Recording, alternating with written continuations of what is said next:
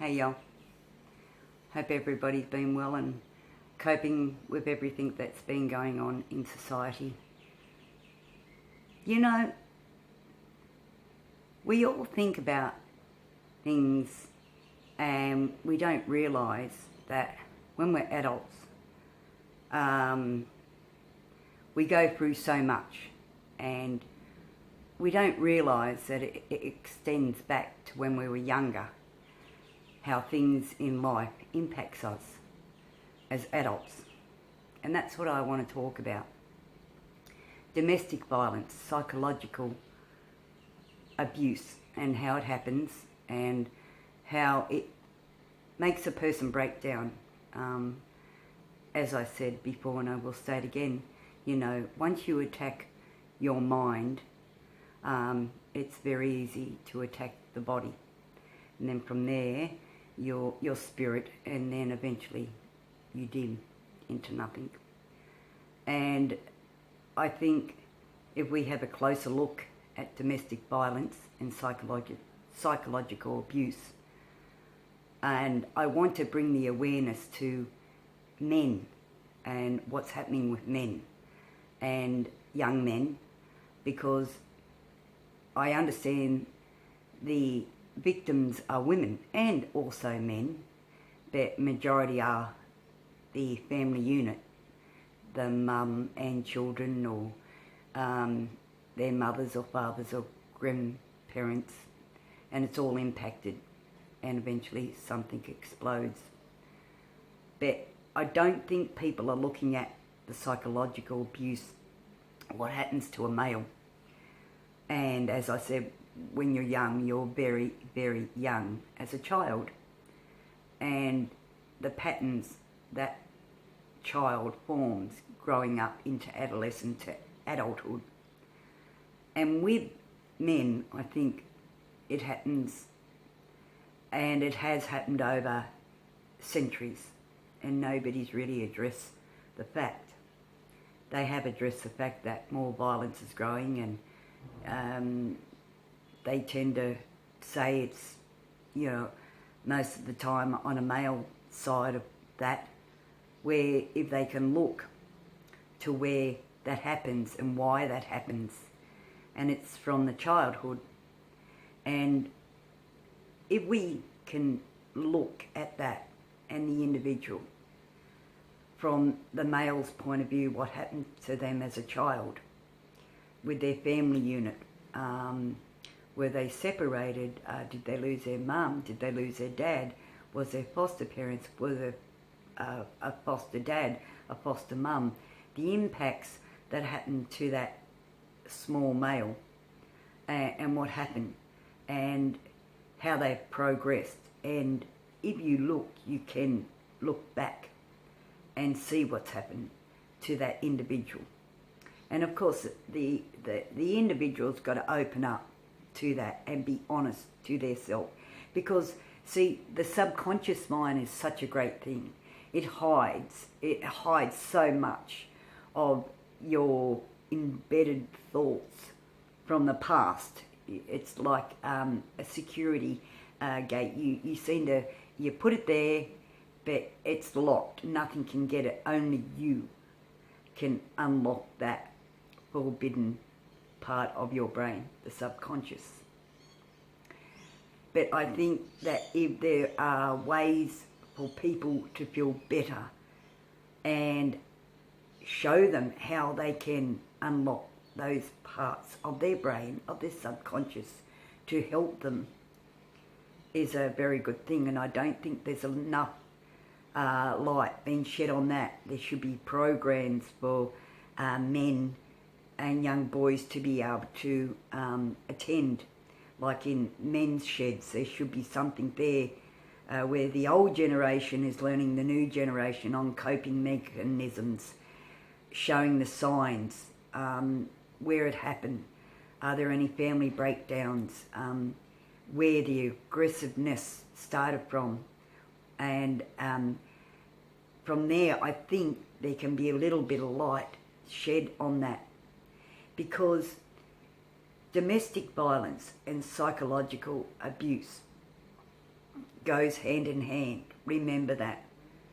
Because how many people walk around, or be honest with yourself out there, and I'm talking to men and women, how many times have you been in a situation, honestly, where you've gotten up the next morning or a few hours have passed, or maybe even 5 minutes, and you know you've been psychologically abused, but you off-put it and say, that's not going to happen again, it was just a bad mood, or I took it the wrong way.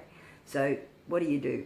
You embed it in your subconscious, because you obviously think something is going to break, and that's not going to happen again. Of course it wouldn't happen to you until the next stage. How many of you, men and women, have found yourself where you've got to show how happy and confident you are, and there's nothing wrong with your life, and put on this act and go out and pretend, when really you're crying, you're dying inside, because you know psychologically you're being abused. But once again, you've got to hide that to your subconscious. And then there's the next stage. How many people have been where they've been abused physically? Because remember, psychological abuse only goes on to a certain stage, and once that person, the defender, knows that they've got their victim and they've stripped away their psychological ability to being strong, they go on to the next stage, and that's the physical abuse. How many of you people have put makeup on, or to cover a bruise, or put a long jumper on, or do something like that to cover up any psychological abuse marks? Be honest, men and women. So I'm not going to go on for hours, but I am going to try and get this open, an open discussion on both parties, because it needs to be, people need to have the tools now to be shown how to break down their subconscious mind of things that you've buried in your mind since a childhood that have affected you, that you're not aware of. You need to be brought back to where you were as a child. Were you happy? What toy didn't you get for Christmas? You know, did we have Christmas lunch? Was Dad and Mum poor? Was I in a home? Did I get abused at school? Did I have a dog? Or what? Were we able to have birthday parties? Identify you and you as an individual, as a child, your subconscious, break into that. Men and women. Because the psychological and physical abuse, as I said, go hand in hand, and we're not addressing that. And there are needs to be programs now introduced to society for men and women to be able to address that, to be able to break down that, to them, to be able to identify that. And because it's happened over history, it's happened over centuries, remember that. And it's just getting worse. So what we've got to do is address that. We say to ourselves, well, we're on the bandwagon about people being sexist and one thing and another, and being discriminate to women, sorry.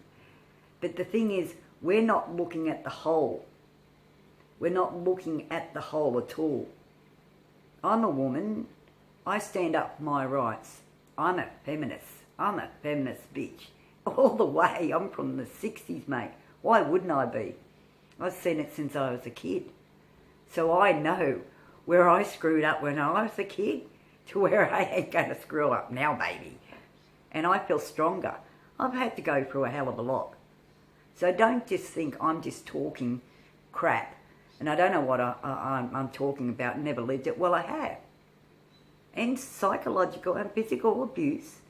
I mean, how many people really look and go, well, geez, have you got a broken thumb? Did you get punched in the head? Did you get 10 stitches? Have you got a broken nose? How many teeth are you missing? I mean, seriously, look at things. So you are able to be truthful with yourself. And that extends back, as I said, for men and women, as in your childhood. You've got to go back to when you were a kid. What happened? And that's very, very important. Because without identifying your past as a child and breaking and unlocking your memory, your subconscious mind, you're not going to get anywhere. We can penalise, but it's still going to go on. We're not going to resolve anything. So I think it's very important that we have open discussions now, programs for men and women to be able to go and learning these techniques, how to unlock your subconscious mind to when you were a child. And then you'll be able to see where you went wrong, where violence was introduced, where you were first hit. Did you have enough food? Did that impact you? You know, little things like that. Look, there's so much locked in your subconscious mind, it's amazing. But once you unlock it, you feel so free. You feel like you've got wings, you could fly, because you really are in tune with yourself. And then you can stand up for your rights. Men and women can stand up and be stronger and become a better person. But without this and without the techniques out there in society for men and women, we're not gonna get anywhere, as I said, people. So, but that's all I'm going to say in this matter. I do expect a comment. I actually wonder why I don't get comments. Once in a while I do, but I'd like to hear comments, because if I get comments, maybe I'll take this further and, you know, have open live discussions on it, because I really, really think once we get the ball rolling on this, that we're not going to have it stop. It's just going to get bigger and bigger and bigger. And I think that needs to be happening now in society. Because as I said, psychological, physical, mental abuse, everything, you know, mental deterioration is a big thing in society. So we can start to realise that, identify that, put programs, techniques out there for people to go to grow, to identify with themselves as an individual. Then I think, you know, that would have a great impact on people's mental health. And that's one thing we need. We don't need to be stimulated, or you don't need to go and be drugged up by the doctors like you're a zombie. Who needs that? You need to identify. And the only way you can do that is through your subconscious mind. Remember that. It's most important. You've got to identify who you are. And you've got to go back as in your childhood to be able to identify where little techniques, little things that went on in your life you've forgotten about. Men and women. But anyway, until next time, I hope everybody enjoyed my tube. And I will say my 4 codes: respect, dignity, honour and integrity. They'll serve you well. And of course, faith. But people all over the world that are succumbing to this virus contagion, I do send my thoughts and sympathies and blessings out to your country. And I hope hope and compassion and love will enter your lives once again, and you be freed of this contagion. But until next time, as I said, I hope you found this interesting. We need to have the open discussion now, men and women. Most important. But if you are, you know, experiencing psychological or physical abuse, do reach out. You have the ability. You have the ability. Men or women have the ability to reach out and get help for yourself. Remember, you know, that. And there's lots of support services, networks out there, especially here in Oz, If you're in UK, America, I hope you got those support and network services up and running in other countries. But if not, okay. But I do hope that other countries make that really quite important, because there's lots of people on the other side of the world that don't have facilities like us in Australia that miss out and suffer. That for people here in Oz, if you do find yourself in a spot of problems and you think there's no help, there is help. But until next time, see y'all. See y'all. Hope you enjoy my tube.